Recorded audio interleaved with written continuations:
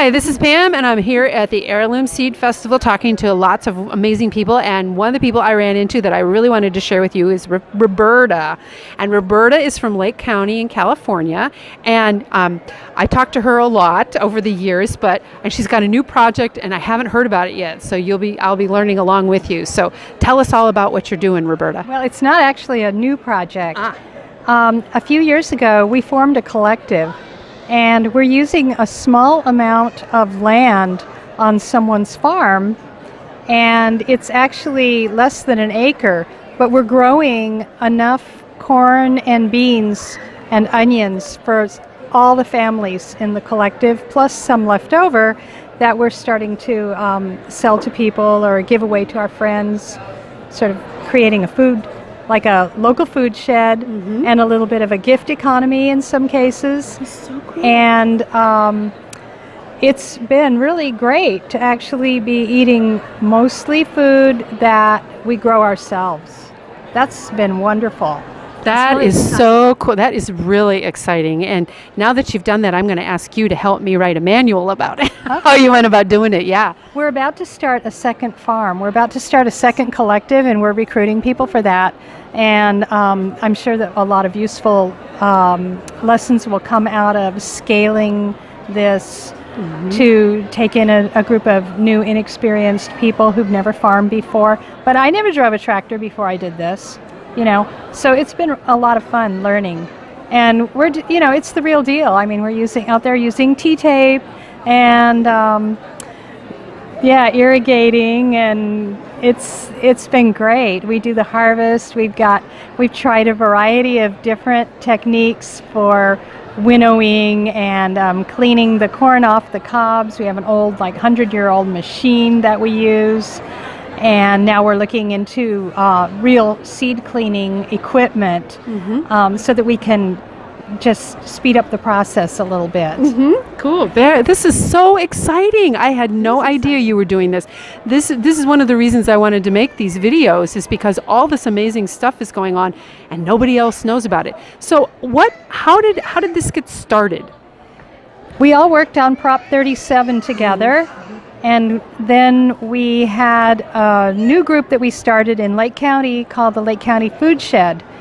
And what we realized was that we were in an agricultural county, but we were no more self-sustaining or resilient than people in the Bay Area or Southern California who are miles from any farms. So, like everyone else in California, 99.9% of the food eaten in our county comes from outside the county, and the food that's grown in the county, such as it is, conventional pears, walnuts, both conventional and organic, and wine grapes, is all exported out of the county. So it's a plantation economy where agriculture, there are some jobs coming out of agriculture, but they're mostly transient, low-paying jobs. Of course, we also have the marijuana It's California. factor. I know those farmers are making money. I think those are the only farmers who actually make Not money. for long, but that's a whole other topic with the legalization. That's a whole other topic, believe me. That's Huge people one. talk about almost nothing else in Lake County sometimes. But when we started growing this food, we decided that we were going to do a collective because we didn't actually want to run a farm at a loss. We wanted to have a collective and feed ourselves. And it's a good model. It works whether you're doing it on a little piece of land or whether you're doing it in your own backyard. And I strongly encourage anyone to get their feet wet with a kitchen garden.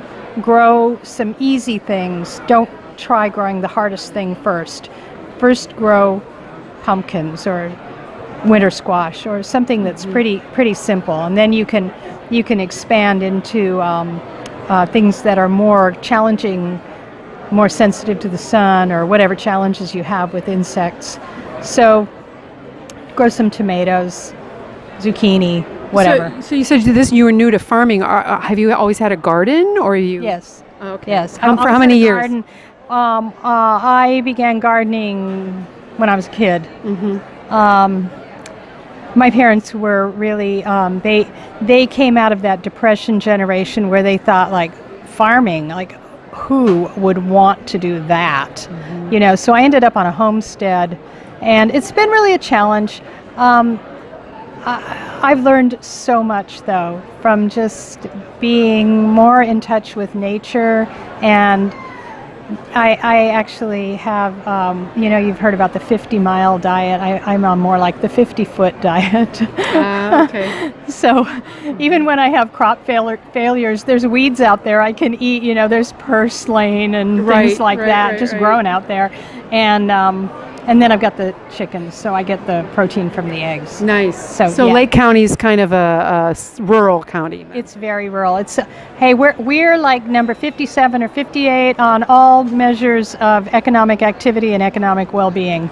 We're at the bottom. Right. So for us, helping people get their hands on really good, wholesome, healthy food is near and dear to us, because there are a lot of poor people in Lake County that are buying their food at the dollar store, you know, at Dollar General or Walmart, and they're not eating well. And you can drive around the poorer neighborhoods and you can see all the wheelchair ramps going into the homes or the trailers of people who've become disabled as a result of eating a toxic diet that is basically GMO, nothing but calories, and just trying to get enough calories to stay alive because they are very low income or they're on food stamps. And that's something that we would really like to have an impact on that. Well, thank you for your work, Roberta. I really appreciate it, and thanks for being willing to talk. And I want to thank you all for watching this video. And if you liked what you heard, please click on the subscribe button below, and we'll talk to you again real soon. But before we go, do you have any last thing you'd like to share with folks? Really, Pam, I'd like to thank you for making it possible for people to communicate these things, because people don't know about them. Even in Lake County, hardly anybody knows that we have people growing their own food. They think it can't be done, but it really can be done. Well, thanks, and thank you for joining us. And if you'd like to become a citizen journalist, citizen eater journalist, then just contact us and we'll work together to get you going on that. Okay, Thank you, Pam. Bye-bye. Thank you. I probably should have put that.